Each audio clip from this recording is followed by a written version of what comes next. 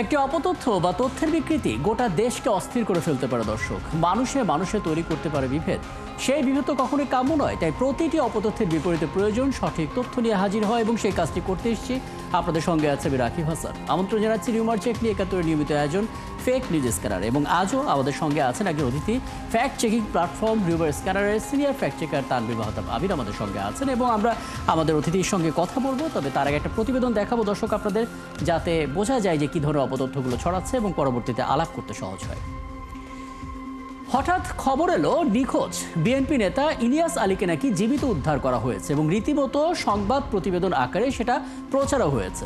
হাজারেরও বেশি শেয়ার হবার পর জানা গেল এটা মিথ্যা তথ্য। ওদিকে ফেসবুকে ছড়িয়ে পড়া একটি ভিডিওতে দেখা যাচ্ছে হাতকড়া পরানো এক আসামিকে নিয়ে পুলিশ সদস্যদের দাঁড়িয়ে থাকা অবস্থায় পেছন থেকে এক ব্যক্তি লাঠি দিয়ে আসামির মাথায় আঘাত করছে। সমালোচনা যখন তুঙ্গে, তখন জানা গেল ভিডিওটি এআই দিয়ে বানানো। আর এসবের মাঝে আরেকটি ভিডিও ভাইরাল হয়েছে, এবং সেখানে দাবি করা হয়েছে জেল থেকে জামিনে মুক্তি পাওয়ার খুশিতে অতিরিক্ত মদ্যপান করে কিশোরগঞ্জের আওয়ামী লীগ নেতার মৃত্যু হয়েছে। কমেন্টে তো তুমুল হইচই। পরে ফ্যাক্ট চেক করে দেখা গেল সেটাও গুজব, কারণ তিনি বেঁচে আছেন। দর্শক, সংবেদনশীল বেশ কয়েকটি অপতথ্যের ফ্যাক্ট চেক এখন আমার হাতে। চলুন শুরুতে সেটা দেখে নিই। হঠাৎ ছড়িয়ে পড়ল নিখোঁজ বিএনপি নেতা ইলিয়াস আলীকে নাকি পাওয়া গেছে। খুলনা থেকে র্যাব তাকে জীবিত অবস্থায় উদ্ধার করেছে। টিকটক আর ফেসবুকের প্রায় ৮,০০০ আলাদা অ্যাকাউন্ট থেকে ছড়িয়ে পড়া ভিডিওতে জানানো হয়েছে প্রতিক্রিয়া। শেষে সত্যটা সামনে আনে ফ্যাক্ট চেকিং প্রতিষ্ঠান রিউমার স্ক্যানার টিম। তারা জানায় দাবিটি মিথ্যা। ইলিয়াস আলীকে জীবিত উদ্ধার করা হয়নি। এমনকি বিএনপি কিংবা ইলিয়াস আলীর পরিবারের পক্ষ থেকেও তার সন্ধান পাওয়ার দাবি করা হয়নি। সম্প্রতি জেল থেকে জামিনে মুক্তি পাওয়ার খুশিতে অতিরিক্ত মদ্যপানে কিশোরগঞ্জের আওয়ামী লীগ নেতার মৃত্যু হয়েছে এমন দাবিতে একটি তথ্য ছবি ফেসবুকে প্রচার করা হয়েছে। তবে ফ্যাক্ট চেক করে জানা গেল তথ্যটি মিথ্যা। জামিনে মুক্তি পেয়ে এই নেতার খুশিতে মদ্যপান করে নাচার একটি ভিডিও ইন্টারনেটে ভাইরাল হয়েছে বটে, তবে তিনি মারা যাননি, বেঁচে আছেন। ওদিকে সামাজিক যোগাযোগ মাধ্যম ফেসবুকে ছড়িয়ে পড়া একটি ভিডিওতে দেখা যাচ্ছে হাতকড়া পরানো এক আসামিকে নিয়ে পুলিশ সদস্যদের দাঁড়িয়ে থাকা অবস্থায় পেছন থেকে এক ব্যক্তি লাঠি দিয়ে আসামির মাথায় আঘাত করে। দাবি করা হয় পুলিশি হেফাজতে থাকা ওই আসামি আওয়ামী লীগের রাজনীতির সঙ্গে জড়িত, এবং যে ব্যক্তি তাকে লাঠি দিয়ে আঘাত করেছে তিনি তার প্রতিবেশী এবং বিরোধী দলীয় রাজনীতির সাথে যুক্ত। পরে ফ্যাক্ট চেক করে দেখা গেল ভিডিওটি আসল নয়। কৃত্রিম বুদ্ধিমত্তা বা এআই প্রযুক্তি দিয়ে আদালতে হাজিরের ছবি বিকৃত করে ভিডিও তৈরি করে সেটা ছড়িয়ে দেওয়া হয়েছে। সম্প্রতি ফেসবুকে একটি ভিডিও ভাইরাল হয়েছে, যেখানে দেখা যাচ্ছে একজন ব্যক্তি কিছু মানুষকে প্রশ্ন করছেন, তোমরা সবাই কি চাও? প্রশ্নের জবাবে বাকিরা বলছে, আমরা চাই আওয়ামী লীগ সরকার। তবে ফ্যাক্ট চেক করে দেখা গেল ভিডিওটি আসল নয়। এটি কৃত্রিম বুদ্ধিমত্তা বা এআই প্রযুক্তি ব্যবহার করে তৈরি করা একটা ভুয়া ভিডিও। দর্শক, আজ ফ্যাক্ট চেক বিশ্লেষণ করে দেখা গেল জাতীয় ইস্যুর সাথে পাল্লা দিয়ে গুজব ছড়িয়েছে সামাজিক ও রাজনৈতিক ইস্যুতেও। গুজবকে বিশ্বাসযোগ্য করতে খুব সূক্ষ্মভাবে ব্যবহার করা হচ্ছে এআই প্রযুক্তি। নানা উৎস থেকে তথ্য চুরি করে তার সাথে অপতথ্য মেশানো হচ্ছে, এরপর ছড়িয়ে দেওয়া হচ্ছে সবকটি সামাজিক যোগাযোগ মাধ্যমে। রাকিব হাসান, ৭১। আমরা একটা ধারণা পেলাম দর্শক, এবং আজ রিউমার স্ক্যানার টিম একটি ফ্যাক্ট স্টোরি তৈরি করেছে, এবং সেখানে বলা হয়েছে এখন নাকি চলছে যা জানা গেল সাংবাদিকতা। মানে একটা ফটোকার্ডের ক্যাপশনে কোনো ঘটনার চাঞ্চল্যকর শিরোনাম দিয়েই বাকি অংশে লেখা যা জানা গেল, এবং এই লেখাটার পর যখন ভেতরটা পড়া হচ্ছে তখন তেমন কোনো গুরুত্বপূর্ণ কোনো তথ্য নেই বা শিরোনামের সাথে মিল নেই, ফলে একটা বিভ্রান্তি তৈরি হচ্ছে।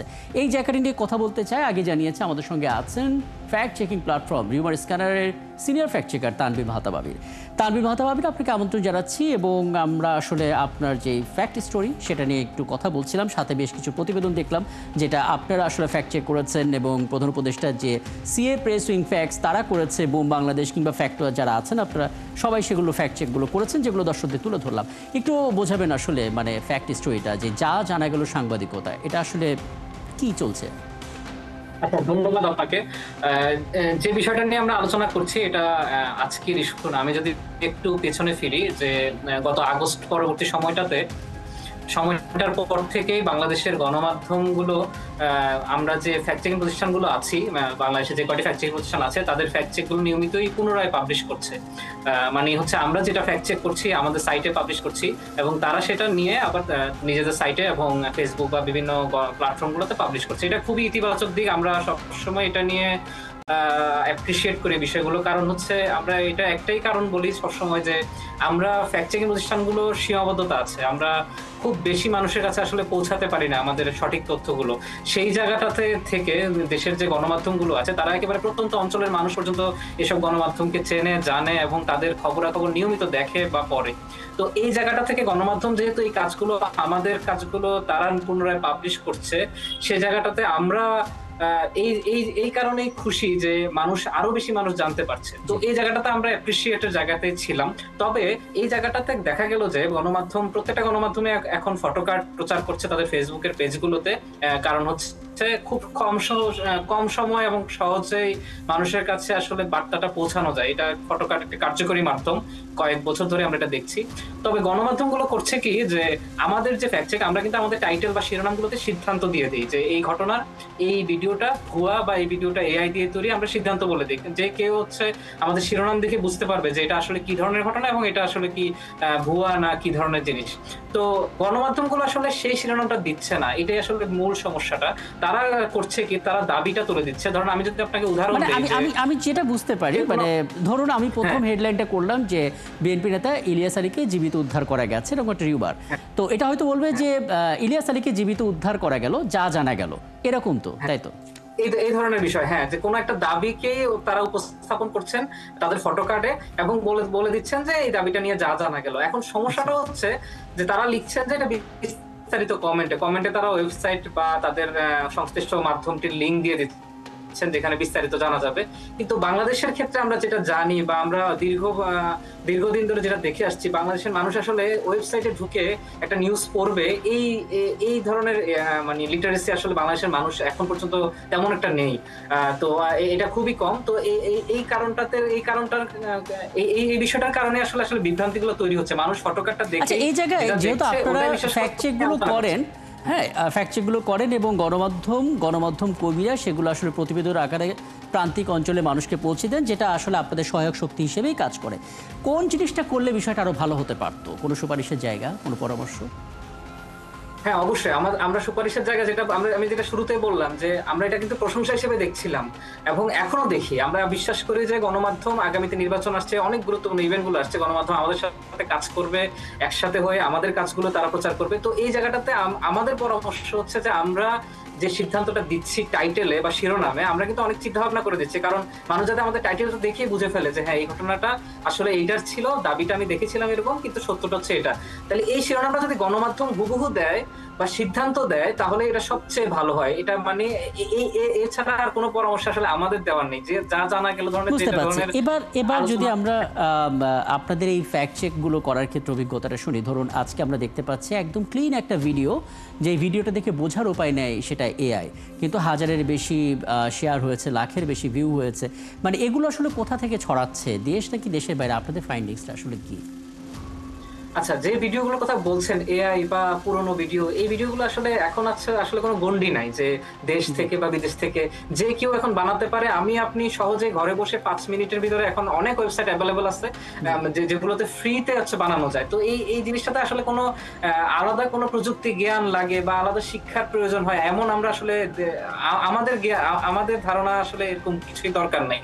তো যে কেউ যেহেতু তৈরি করতে পারে, এটা দেশ বিদেশের ভিতরে আসলে গন্ডি নাই, যে কেউ ছড়াতে পারে। আর এখন এই প্রযুক্তিগুলো যেহেতু নতুন, এগুলোতে আসলে বোঝার একটু মুশকিল যে কারা এগুলো বানাচ্ছে। বা ধরেন আপনি বানিয়ে যদি ছেড়ে দেই, এটা যদি প্রচার হয়ে যায়, ভাইরাল হয়ে যায়, পরবর্তীতে আমি ডিলিট করে দিলে এটা কিন্তু আর ট্রেস থাকছে না, মানে ফ্যাক্ট চেকারদের কাছে বা সাধারণ জনতা আসলে বুঝতে পারছে না কারা ছড়াচ্ছে। তো এই জন্য এটা আসলে কোনো গন্ডি নাই। মানে প্রযুক্তির যার কাছে প্রযুক্তির জ্ঞান আছে বা একটা মোবাইল ফোন আছে, সাধারণ অ্যান্ড্রয়েড ফোন থাকলেই সেগুলো বানাচ্ছে, ছড়াচ্ছে। আপনি কি তাহলে আমাদের একটা কোনো টেকনিক বলতে পারেন, মানে সাধারণ মানুষ এরকম হুট করে একটা চটকদার ভিডিও দেখে সেটা আসলে সত্যি ভেবেও নিতে পারে, মানে বুঝবো কি করে? এটা একেবারে খুব সহজ যদি বলি, আপনি কোনো একটা ভিডিওর একটা প্রাণ থাকতে হয়, মানে একটা একটা ভিডিওতে যে মানুষগুলো চলাফেরা করছেন বা যে মানুষগুলোর মানে নড়াচড়া হচ্ছে, এটা একটা প্রাণ থাকবে, মানে আপনি দেখলেই বুঝবেন যে এখানে আসলে এখন মানুষজনই আসে আসলে। কিন্তু এআই ভিডিও বা ডিপফেক বা আমরা যেটা গুগলের VOE3 যেটা বলছি যে ভিডিওগুলোর কথা, এগুলো দেখলে দেখবেন যে এগুলো আসলে কোনো প্রাণ নাই, মানে মনে হচ্ছে রোবোটিক ভাবে চলছে, বা কিছু কিছু ক্ষেত্রে খুব সূক্ষ্ম কিছু মানে অসঙ্গতি থাকে। যেমন ধরেন একজন পুরুষ, সে সে তার তো ধরেন হচ্ছে চুল বা মানে বা শাড়ি পরার কথা না, এরকম অনেক ক্ষেত্রে হয়ে যায় বিয়ের ক্ষেত্রে। এটা অনেক সময় ইনস্ট্রাকশন দিতে ভুল হয়ে যায়, মানে যারা এটা বানাচ্ছে, তখন এই ভুলের কারণে এই অসঙ্গতিগুলো থেকে যায় এবং তারা এই ভিডিওগুলো প্রচার করে দেয়। তো এই ছোট ছোট বিষয়গুলো যদি থাকে, ধরা যায় বা মানুষ যদি একটু পর্যবেক্ষণ করে, মানুষ আমাদের মতো হচ্ছে মানুষ ধরতে পারে। আমরা যেটা এখন ধরতে পারি, যে আমরা দেখে বুঝতে পারি যে হ্যাঁ এটা আসলে এআই দিয়ে তৈরি। আমরা কেন বুঝতে পারি? আমরা দীর্ঘদিন ধরে এই ভিডিওগুলো দেখছি এবং পর্যবেক্ষণ করছি। এইটা মানুষও নিয়মিত যদি এটা মনিটর করে, মানুষ নিজেরাই বুঝবে যে হ্যাঁ এটা আসলে বাস্তব কোনো ভিডিও না, এটা ভিডিওতে কোনো প্রাণ নাই, মানে যারা চলাফেরা করছে বা এলিমেন্ট গুলো আছে, এগুলোতে অবশ্যই কিছু কৃত্রিমতার ছোঁয়া আছে। সবশেষ আরেকটি বিষয় বলবেন, মানে 5 আগস্টের পর, গত বছরের 5 আগস্টের পর আমরা ভারতের অনেকগুলো প্রচার মাধ্যমে নানা রকমের বিভ্রান্তিমূলক খবর দেখেছি, যেগুলো নিরলসভাবে আপনাদেরকে ফ্যাক্ট চেক করতে হয়েছিল। সেই উত্তাপটা কি কমেছে? সেই বাস্তবতার কিছু পরিবর্তন কি দেখছেন? হ্যাঁ, এই বছরের গত 6 মাস আমরা পরিসংখ্যান শীঘ্র প্রকাশ করব। তো আমাদের যেটা পর্যবেক্ষণ বলছে যে গত আগস্ট এবং চিন্ময় কৃষ্ণ দাসের যে আটকের যে বিষয়গুলো ছিল শেষের দিকে, বছর শেষের দিকে, এই দুইটা সময়তে খুব বেশি বেড়ে গিয়েছিল। সেই তুলনায় গত 6 মাসে আমরা বলবো অনেকাংশে কমেছে। তো এটার একটু কিছু কারণও আছে, যে আমরা সাম্প্রদায়িক ঘটনাগুলো কিন্তু আসলে কমে আসছে, যেটা আগস্টে বা গত বছরের যে পট পরিবর্তন, এই বিষয়টা এই সময়টা আমরা দেখেছিলাম। এই সময়টার পরে এখন ধর্মীয় সংখ্যালঘুদের উপর নির্যাতন বলেন বা যে কোনো ধরনের ঘটনাগুলো সংবাদ মাধ্যমে এখন আর আসছে না, বা ঘটনাগুলো তেমন ঘটছে না। এই সুযোগটা আর ভারতীয় গণমাধ্যম নিতে পারছে না। তবে এখনো যে একেবারে শেষ সেটা কিন্তু আমরা বলছি না, এখনো প্রচুর ছড়াচ্ছে, যে সেটা এক্স বা অন্যান্য যে প্ল্যাটফর্ম, এগুলোতে ছড়াচ্ছে, বাট ভারতীয় গণমাধ্যম সে তেমন একটা এখন আর আসছে না। এটা খুব ইতিবাচক দিক। আচ্ছা, অনেক ধন্যবাদ। এবং আরও বেশ কিছু পয়েন্ট রয়ে গেল, নিশ্চয়ই সামনে কোনো আয়োজনে তানভীর মাহতাব আপনার কাছ থেকে আমরা সেই তথ্যগুলো জানতে পারবো। আমাদের সঙ্গে ছিলেন এতক্ষণ ফ্যাক্ট চেকিং প্ল্যাটফর্ম হিউম্যান স্ক্যানের senior fact checker Tanvir Mahtab.